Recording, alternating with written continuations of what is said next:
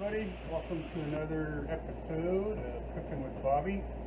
Actually, I should probably call it Big Belly Productions, because other than this, you're not going to see my face. You're just going to see my big belly hanging over the cutting board. But today we are going to we're going to can celery. I was given 11 things of organic celery. I already have like a quart jar of dehydrated, and I have 2 quart jars full of little seeds and the inside little tiny pieces of celery stalk that I've already dried. So I'm just all celeried out doing that. So this time I'm going to can them.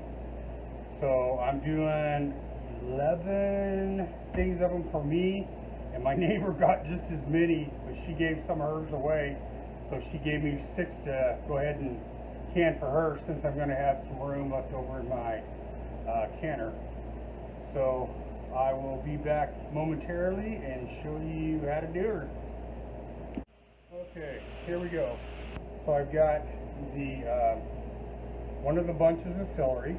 What I'm going to do, I'm going to cut off the bottom, and I am going to cut off the top where it has already been cut off before. That will be going into the compost, and then I'm left over with this. This is what I mean by what I did use for celery leaves, was the little inner things, and then I had one bundle that actually still hadn't been cut off. It had all of the leaves on it, so I've got those saved. But I'm going to go through and top off, get the celery piece out of it, throw the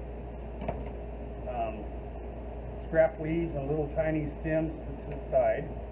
But you also see there are big pieces. I don't like that in my food, so what I do is I cut it down to a portion that I like so, and I'll do it usually 3 or 4 of them at a time. And then you can either cut it into like whatever size you want of little slices. I like to do mine at about 1/2 inch, whatever you want in your soups and stews, or however you're going to prepare it. Even cream of celery soup, you can do it the same way, just like so. And then when I get these done, I have the sink sitting right next to me, and I will toss these into the sink.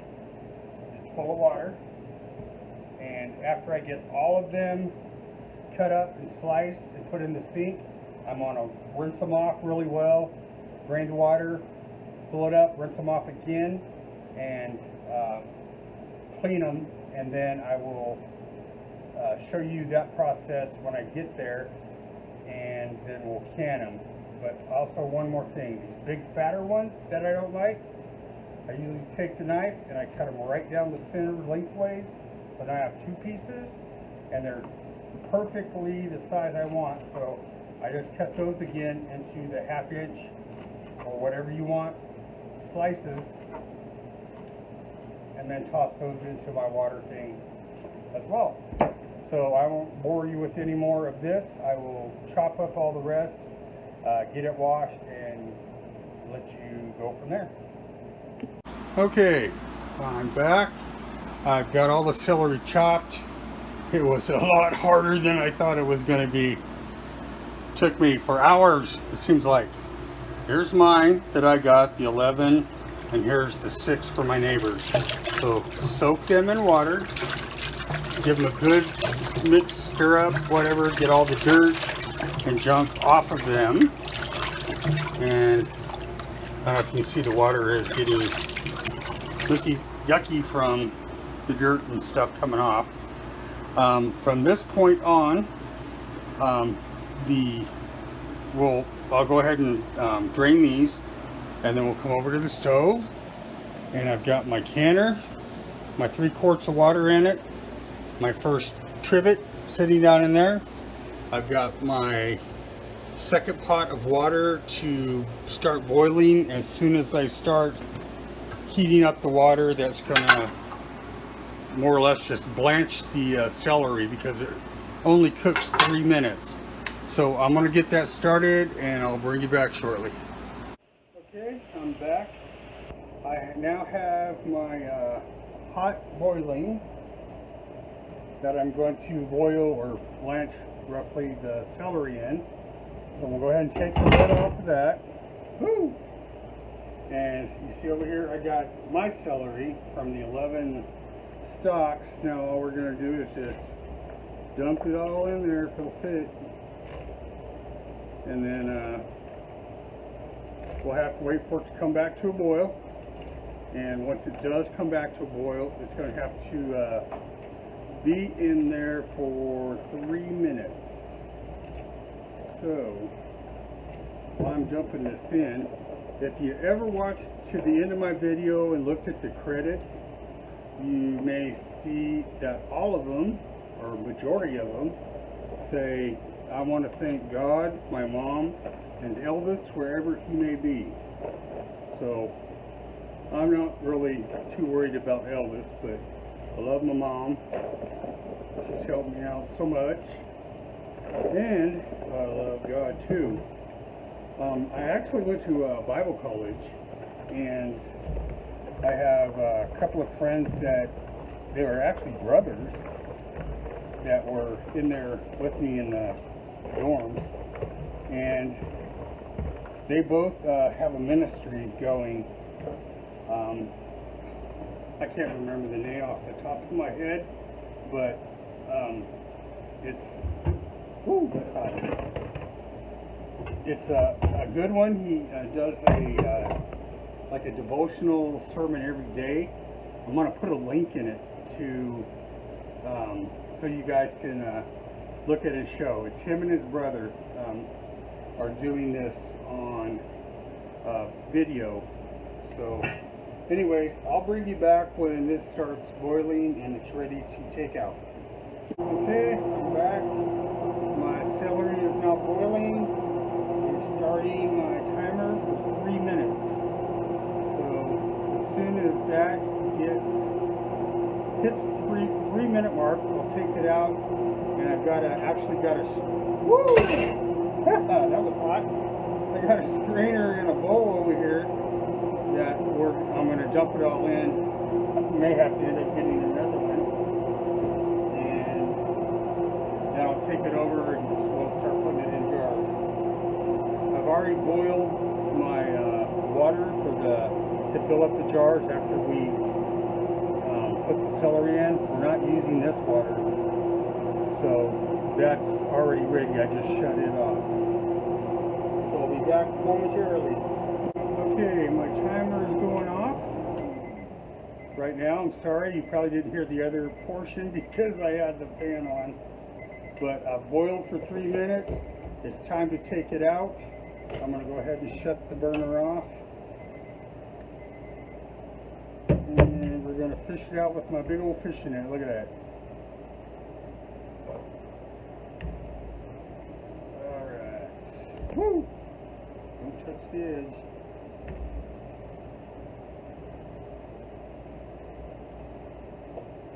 Okay, I got a big old bowl over here on the table. I'm going to go dump this in real quick. And we're going to fish out some more. I'll bring you all back when we're done. Okay, I'm back over at the original chopping station. I've got my steaming hot celery right there. I've got all my canning supplies ready, my funnel, my scoop. I've got my pickling salt. Never use iodine when you're canning, or table salt. So I'm going to go ahead and set this up, and there are my hot jars. They're in hot water right now, and there are my lids. I'm using a brand new jar that's out on the market called P-U-R. I don't know how their lids work, how good they are, but supposedly don't have to do ball or cur you don't have to put them in hot water anymore. But I don't know this per brand, so I'm going to do it just in case. So let me get this set up and we'll start putting them in the cans. Okay, I'm all set up here, and I'm going to start putting the celery into the jars. We got these soaked in hot water, and I'm going to simply, first add a half a teaspoon of pickling salt. Then we'll get the old handy dandy scooper and start putting it in there. And we want to put it to 1 inch below the lid. So I got way too much in there. Fish some out here.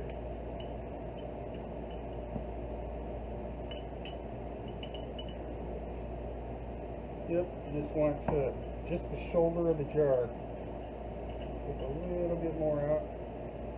And we'll go ahead and fill those up just like that. You can see 1 inch from the top, which is about the shoulder right there. So I'm going to go ahead and fill all those up, and then I'll switch this bowl out for the boiling water, and we'll fill them back up and throw the lids on. So be back shortly. Okay, I'm back. I've got all the celery in my pint jars, and it did 11 3/4 of a jar, a pint. That was 11 stalks of celery. So now it's time to put the lids on. I've got 12 jars. I've got my lids in hot water, and I've got my boiling water that I've got to cover these with. And again, we want to stay 1 inch away from the top, and you want to wipe your rims off before you do this. Then you get the funnel wherever you placed it at. And next step is all you do is add hot water to the jars to the 1 inch mark. A little bit more. There. And while it's still like this, you can kind of pound it on here, get all the air bubbles out, and check the height again. Height is good, so we're going to go ahead and push out a lid. I want 2 of them. I want 1. Put it on. Put a ring on. Finger tight, just barely finger tight. And then after we do that,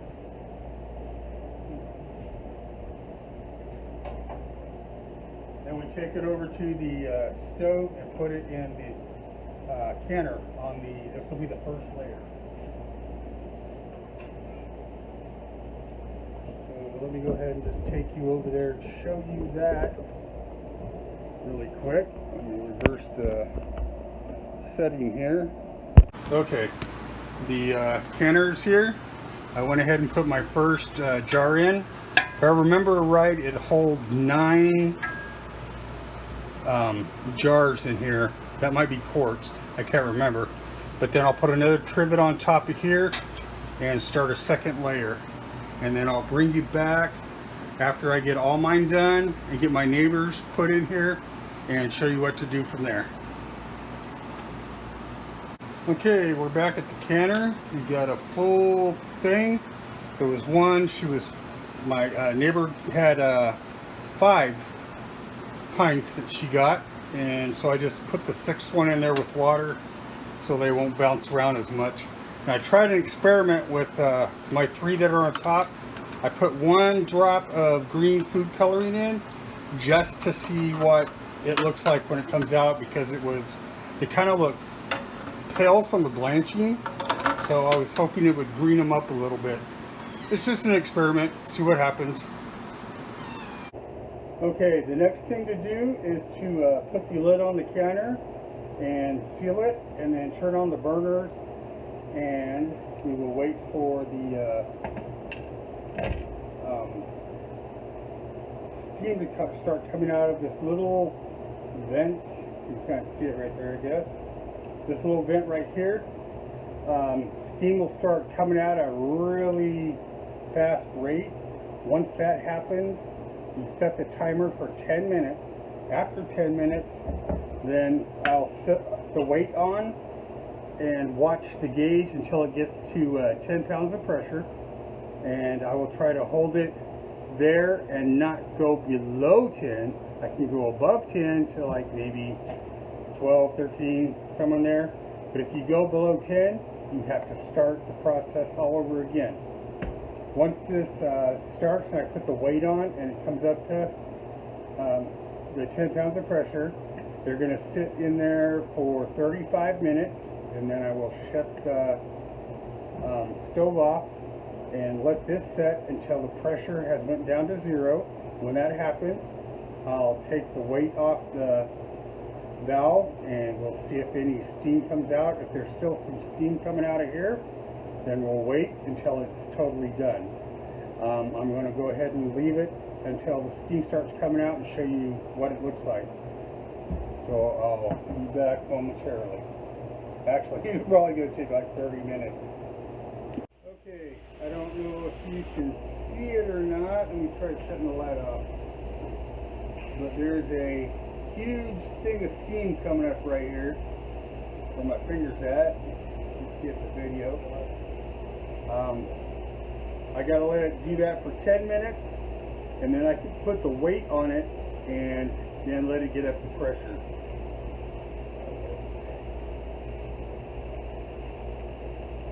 Okay, I'm back. It's been 10 minutes of this blowing steam really hard. So I am going to put the weight on it, and then we gotta wait for it to get to 10 pounds of pressure. I'm going to try to keep it between 10 and 13, and once it does get up to that pressure, then we start a timer for 35 minutes. So I will get you back when it gets up to pressure and get you a close-up of it. Okay, I'm going to zoom in here, and you can see we're at 10 pounds. 10 pounds is straight up. 15 pounds is right here. When you hit 15 pounds, this little weight right here starts dancing and going. You're not supposed to get it that high, but it lets you know. As you see, we're crawling right now up to about 11 pounds of pressure. I'm going to let it go up a couple more, and then I'm going to have to adjust the burners to keep it there instead of climbing to higher temperatures. So I will be back after this finishes processing in 35 minutes, starting now. Okay, the timer just went off. I turned the burners off on the canner, and it mostly rode between 12 and 13 pounds. One time it went up over 15 and it was screaming. The little button here was jumping up and down.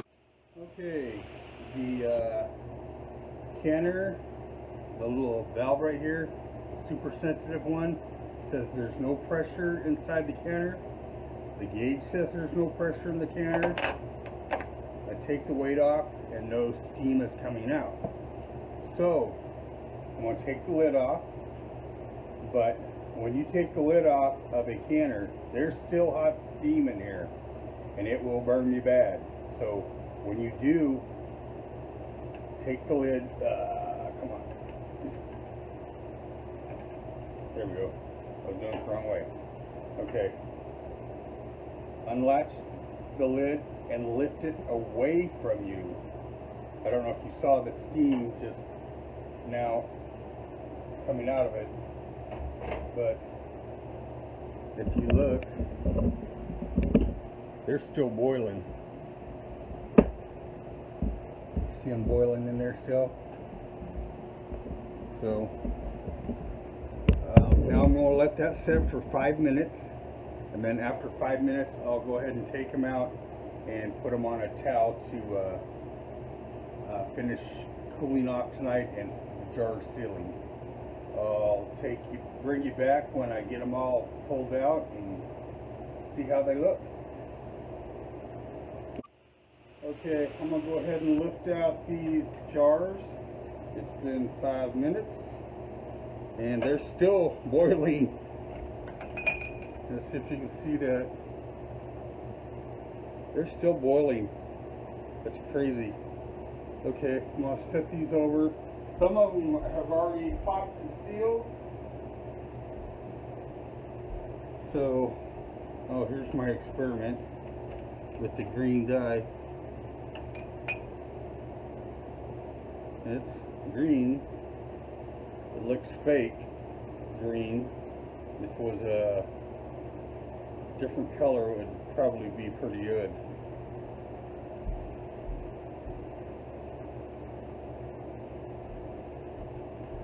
So I'm going to go ahead and take all these out and then show you the final result when I get them on the counter over there. Be right back. Okay, here they are. All the cans of celery. We have 17 stalks of celery, and there are 17 pint jars. Worked out pretty good. One thing I forgot to mention is that when I added the 3 quarts of water to the pressure canner, I also added 2 tablespoons of white vinegar. What that does is it doesn't let the calcium build up on the jars. It'll make them dull and white looking, like there's some sort of powder on them. And one other thing I want to show you right here. Nothing goes to waste. This is the leaves and the inner leaves of the celery stalk. These will be chopped up and put in my dehydrator. So then we'll crumble them all up, and when you make like soups and stews or anything like that, you can just grab some and throw it in, and the leaves really add a lot of flavor to the your dish. So anyway, if you're all into that, give her a try. Just a quick video update. That failure, I thought, of the celery with putting the green dye in it isn't really a failure. It's better. Look at the celery. It turned green again. It sucked up the dye instead of being just yellow because it lost all its chlorophyll. This gave it some green back. So the water may make it look not real or ugly, but the final product looks real and it looks good. So I'm gonna do that from now on.